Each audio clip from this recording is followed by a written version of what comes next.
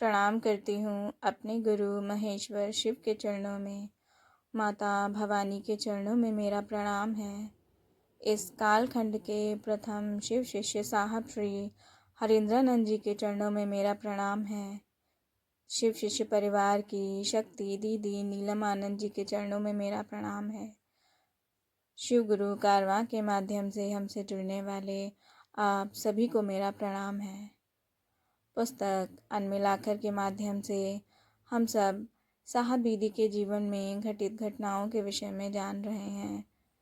दीदी माँ के शिवलोक गमन के पश्चात मनातू दीदी के मायके में शिव गुरु चर्चा हो रही थी।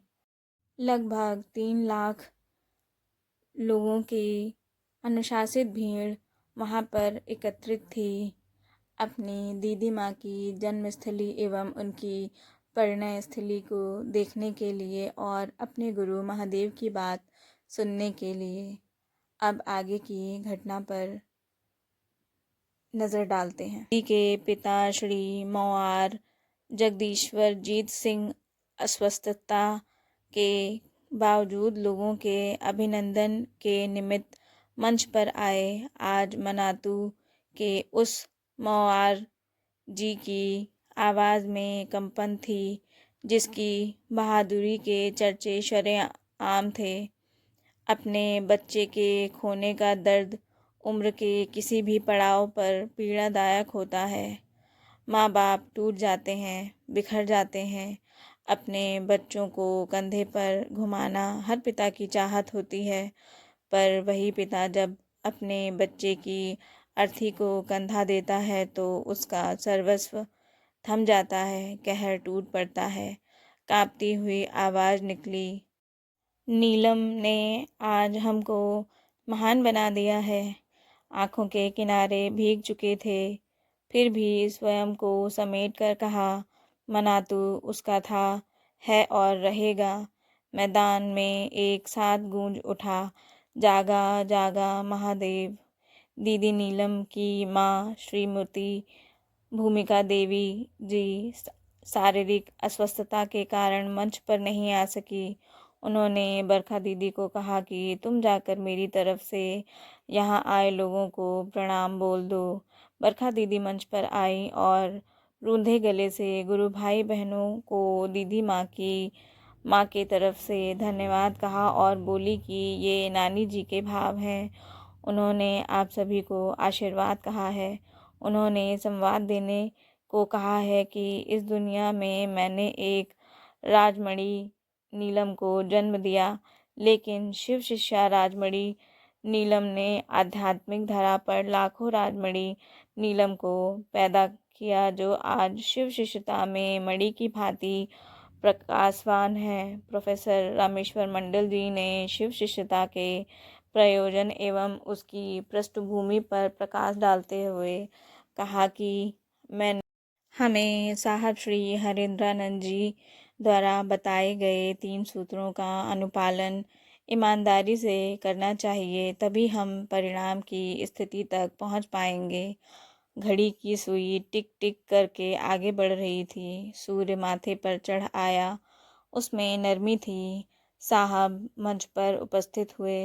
रात की ठिठुरन एवं लंबी यात्रा से आए मलान मुखों पर जैसे ताजगी आ गई। मंच संचालक ने जगत गुरु शिव के दक्षिणामूर्ति पंचानन एवं सदाशिव स्वरूप पर चर्चा करने का आग्रह किया, जिसे स्वीकार करते हुए उन्होंने संबंधित विषय पर चर्चा की।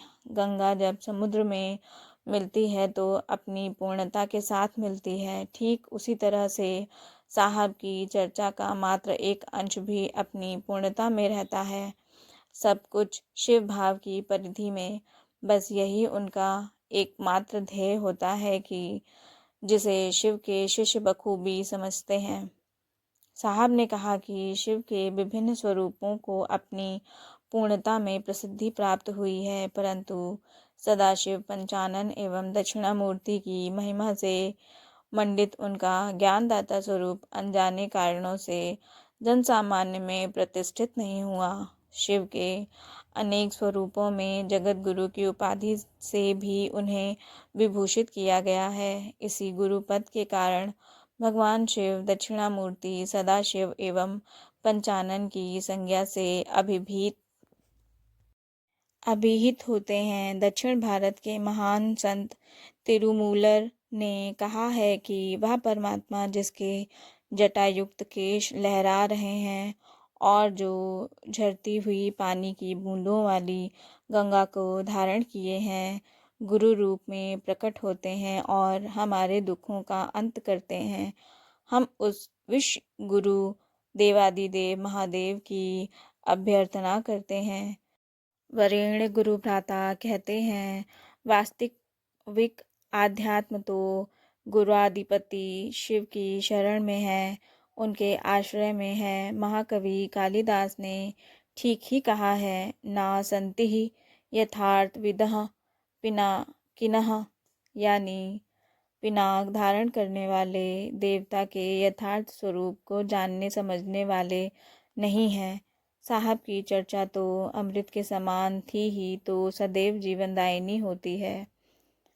लोगों को संबोधित करते हुए उन्होंने कहा कि आप लोग इस जंगल में शिव की चर्चा के लिए आए हैं, शिव गुरु आप पर दया करें। जाड़े के दिनों में शाम जल्दी आ जाती है। अपार जनसमूह को वापस भी लौटना था। कार्यक्रम समाप्ति की घोषणा में मोनू बाबू की धर्मपत्नी निहारिका दीदी ने सभी श्रद्धालुओं के प्रति आभार और कृतज्ञता प्रकट की। अपने समृद्ध अतीत एवं समसामयिक समस्याओं से जूझते मनातू के इतिहास में एक नवीन अध्याय का समावेश हुआ। भारत की आध्यात्मिक धारा में ऐसा दृश्य दुर्लभ ही नहीं अपितु असंभव है, जब मनातू ने इतिहास के संभवतः समस्त धार्मिक और आध्यात्मिक जागरणों में से एक वृहद जागरण के सम्मुख स्वयं को पाया। इस महोत्सव में आए लोगों के चेहरे से मनातू वासियों के साथ साथ आसपास के लोगों के प्रति कृतज्ञता स्पष्ट झलक रही थी। वहाँ के निवासियों ने आगंतुकों के लिए अपने घर खाली कर दिए थे। यथासंभव अपने अपने घरों में जलपान और भोजन की व्यवस्था भी की थी। धर्म, जाति, वर्ण का कोई भेदभाव नहीं था।